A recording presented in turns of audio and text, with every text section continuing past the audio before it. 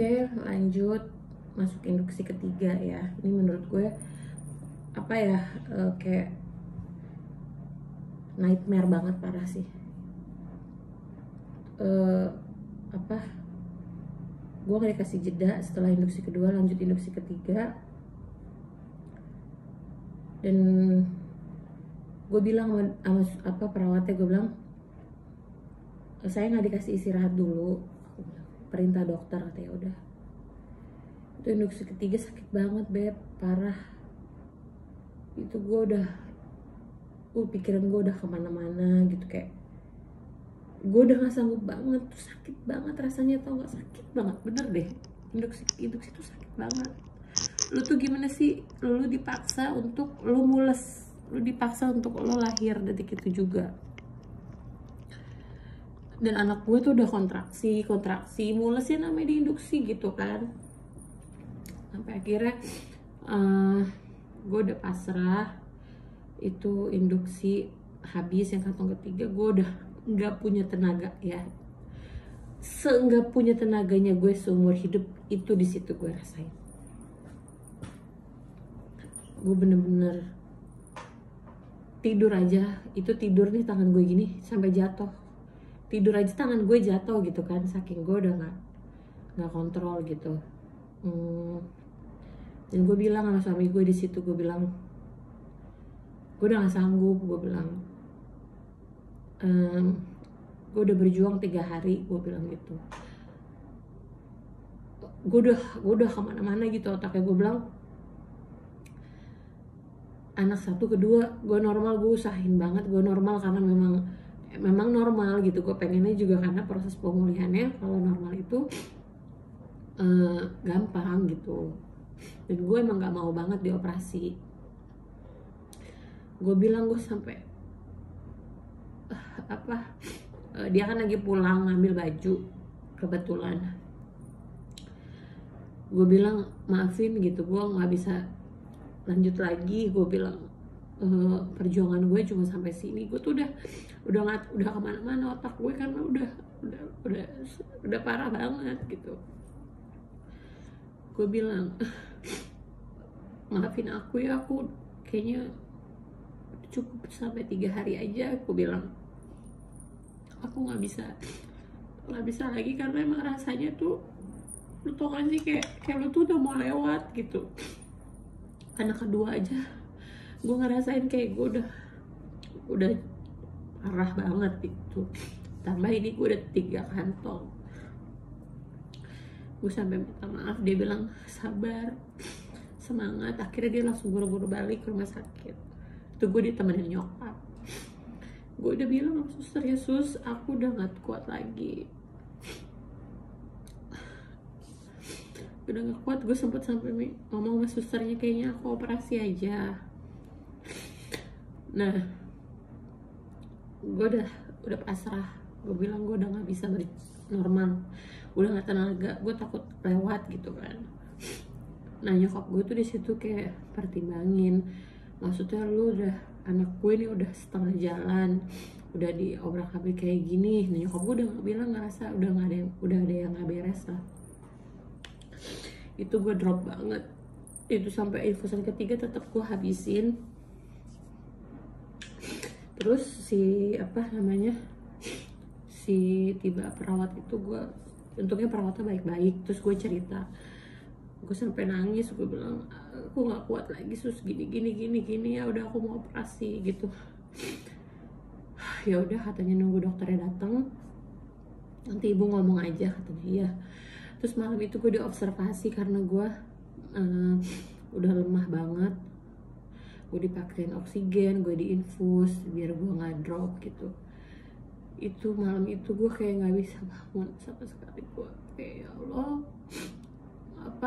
pikir gue udah kemana-mana gitu. Gue kenapa, gue salah apa gitu, kemana-mana lah, kacau lah pokoknya.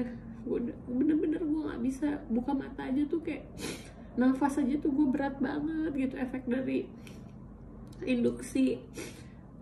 Gue mikir, kok gue goblok banget sih, gue mau aja diinduksi sampai 3 kantong. Nyokap gue juga sama mikir, nyokap gue udah nangis aja gitu.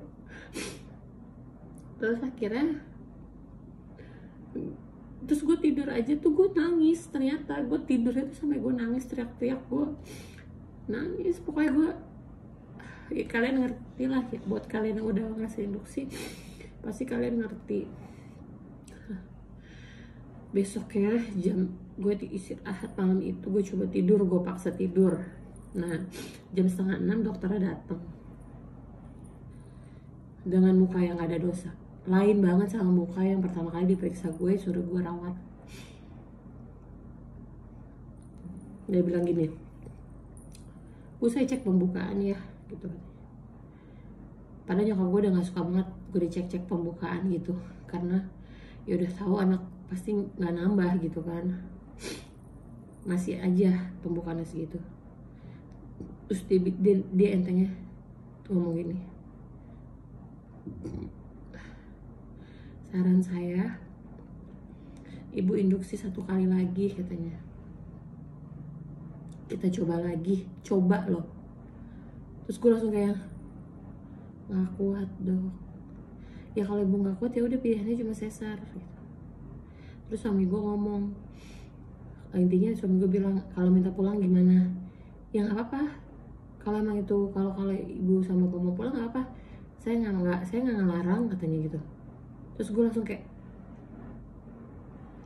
lo nggak ngelarang gue pulang, terus 3 hari kemarin gue minta pulang lo bilang kondisi gue drop, kondisi bayi gue begini, terus sekarang udah gue nggak diobrak-abrik, gue udah induksi, lo bilang gue pulang terserah, dengan mukanya yang kayak nggak seneng gitu. Apa gue nggak ngerti dia nyuruh gue sesar apa gimana. Gue diem, dia bilang udah kita periksa lagi deh katanya, USG lagi biar make sure bayinya. Dan lo tahu pas di USG dia bilang apa, ketubannya sih masih cukup bu, masih oke, memang udah waktunya lahir tapi masih nggak apa-apa sih katanya. Gue langsung kayak gini, kemarin bilang ketuban saya habis, terus plasenta saya sudah berubah warna, terus dokter suruh saya induksi, sekarang dokter bilang saya nggak apa-apa, berarti yang gue jalanin 3 hari kemarin tuh apa gitu loh maksudnya. Terus dia kayak, ya kan namanya kita usaha bu, intinya apa, intinya gue belum waktunya lahiran, lu paksa gue lahir hari itu juga dengan normal dan induksi. Itu goblok banget kan dokter. Gue langsung kayak, gue diem, gue gak ada ngomong apa-apa. Gue sempet ribut sama suami gue, sampai gue bilang apa namanya, gue intinya minta suami gue marah ke tuh dokter, pertanggungjawabin hasil analisa lo yang kemarin lo bilang ketuban gue begini, plasenta gue begini, sampai gue disiksa gitu kan. Sekarang gue udah kacau, gue udah gak punya tenaga. Dengan enaknya dia bilang gue boleh pulang dan gue gak kenapa-napa. Kenapa gak dari kemarin? Gue udah sampai transfusi darah 1 kantong. Bukan masalah biaya yang gue keluarin, uang bisa dicari, tapi ini soal nyawa. Anak gue yang sehat-sehat aja di dalam diinduksi, dipaksa keluar. Bayangin coba. Itu dokter kayak gak ada dosa, bener-bener kayak gak ada dosa. Akhirnya gue naik ke atas, gue stres, gue udah gak tahu gue ngapain. Gue stres banget parah, gue ngomong gak bisa, gue dengar orang ngomong gak bisa. Gue kayak orang cuma diem, gue gak ada tenaga. Gue makan gak bisa, apapun gue gak bisa mikir, gak bisa apapun. Gue cuma dengar suami gue ngamuk-ngamuk di bawah, dia sampai nonyok-nonyok tembok rumah sakit, dan dokternya kayak orang santai aja. Akhirnya gue cuma bilang, gue mau pulang sekarang juga. Gue bilang gue mau pulang sekarang juga, gue bilang gitu. Dan akhirnya baliklah gue ke rumah nyokap gue, ya kan. Gue nggak mau balik ke rumah dulu, gue mau ke rumah nyokap gue, dan gue putusin untuk periksa di dekat rumah nyokap gue gitu. Tuh 3 hari kurang lebih gue mulihin diri dulu di rumah nyokap. Ya lumayan kan, masa ada adik gue, itu anak-anak gue semuanya di rumah mertua, karena biar gue fokus dulu lahiran ini. Itu gue pemulihan 3 hari, gue biar fit, biar seger dulu.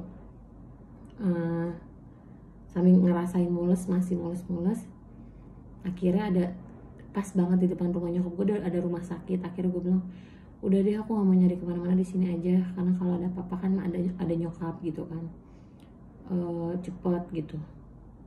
Dan gue nggak pernah ke rumah sakit ini sama sekali gitu. Ke rumah sakit lah itu, dan kembali lagi semua atas kemauan suami gue bahwa dia nggak mau gue sama dokter cowok. Padahal nyokap gue udah bilang dokter yang bagus di sini itu cowok, karena nyokap gue udah